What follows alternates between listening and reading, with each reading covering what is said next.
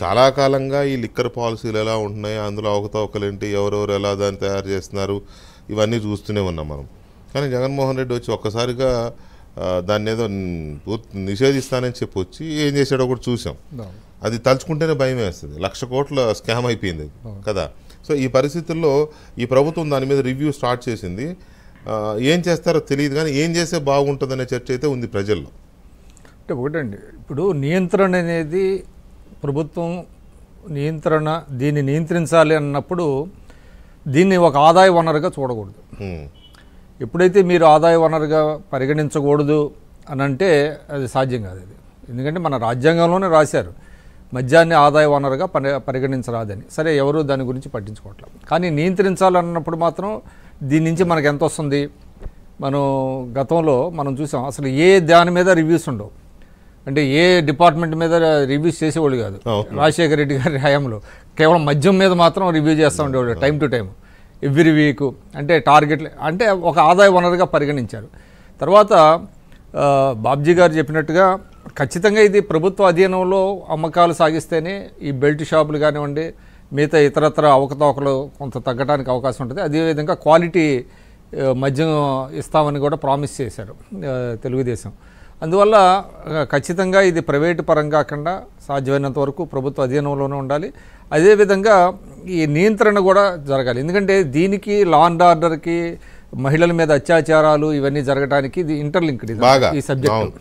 అందుకని అనేక సందర్భాల్లో కూడా చెప్పారు. ఇప్పుడు హోమ్ మినిస్టర్గా ఉన్నటువంటి అనిత గారు కావచ్చు, తెలుగుదేశం నాయకులు కావచ్చు, ఇదంతా కూడా అత్యాచారాలకు మెయిన్ కారణం మత్తు పదార్థాలు, మద్యం విచ్చలవిడిగా ఉండటం అనేటువంటిది. సరే, దీన్ని ఎంత ఎఫెక్టివ్గా చేస్తారు చంద్రబాబు నాయుడు గారు అనేటువంటిది కూడా మీరు అన్నట్టుగా ఈరోజే నిన్న దీని మీద డిస్కషన్ వచ్చినట్టుగా ఈరోజు పేపర్లో మనం చూసాము. కానీ ప్రజలందరూ కూడా గమనిస్తున్నారు.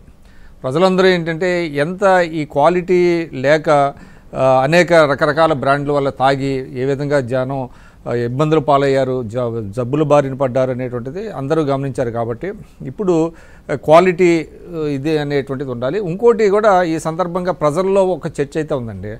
కేవలం 100 కోట్ల స్కాము అని ఉంటే కవిత గారికి ఇప్పటి వరకు కూడా అందులో ఆమెకి బెయిల్ రాలేదు. ఈరోజు మనం చూసాం, మళ్ళీ ఎక్స్టెండ్ చేశారు 13వ తారీఖు వరకు. అంటే మనీష్ సిసోడియా అయితే దాదాపు నేను అనుకోవటం మోర్ దాన్ 1 year అయినట్టుంది.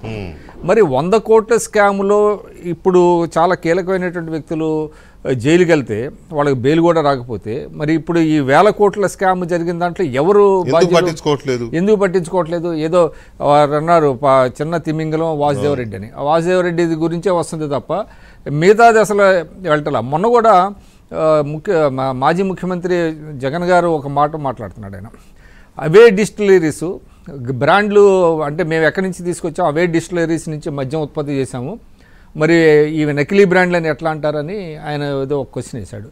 మరి అవే డిస్టిలరీస్ అదే మద్యం ఉన్నప్పుడు మరి బ్రాండ్లు ఎందుకు మార్చారు అనేది తెలియదు. అంటే చాలా అన్ఆన్సర్డ్ క్వశ్చన్స్ చాలా ఉన్నాయండి. దీని చుట్టూత మద్యం చుట్టూత చాలా ఉన్నాయి. దీని ఇదో మిస్టరీగా ఉంది మీరు అన్నట్టుగా. సో ఇది మదర్ ఆఫ్ ఆల్ స్కామ్స్ లాగా ఉన్నది. ప్రభుత్వ ఎక్స్చెకర్కి గండిపడింది. 1000 కోట్ల రూపాయలు ప్రభుత్వ ఖజానాకి వాళ్ళు హోల్డ్ చేశారు. మరి ఇదంతా ఎక్కడికి వెళ్ళింది, ఎలా వెళ్ళింది, ఎవరున్నారు, దాన్ని తిరిగి రాబడతారా, మళ్ళీ ఏం చేస్తారనేది చాలా ప్రశ్నలు ఉన్నాయి. అందువల్ల ఇది ఆషామాషిగా ఉండేది కాదు. ఎందుకంటే దీని ఫార్ రీచింగ్ ఎఫెక్ట్స్ ఉంటాయి. కాబట్టి ఈ మద్యం పాలసీని తెలుగుదేశం ప్రభుత్వం సాధ్యమైనంత పూల్ ప్రూఫ్గా, పారదర్శకంగా రూపొందించాల్సిన అవసరం అయితే ఉన్నది. దీనికి సంబంధించి కొంతమంది ఇప్పుడు లోక్సత్తా లాంటి వాళ్ళు చాలా ఫైట్ చేశారు. ఇక్కడ సెంటర్ ఫర్ గుడ్ గవర్నెన్స్ వాళ్ళు చాలామంది ఇటువంటి దాని మీద చేస్తున్నారు. వాళ్ళందరి సలహాలు, సూచనలు తీసుకుంటే మంచిదేమని అనిపిస్తున్నారు. మద్యం అనేది ఎట్లా తయారైందంటే సమాజాన్ని ప్రభావితం చేసే ఒక కీలకమైన అది వస్తువనాలో లేకపోతే వ్యసనమానాలో కానీ మొత్తం మీద అన్ని రకాలుగా ఇటు ప్రభుత్వానికి ఆదాయ వనరుగా ప్రభావితం చేస్తూ ఉంది, ప్రజలకు ఆరోగ్యపరంగా ప్రభావితం చేస్తుంది.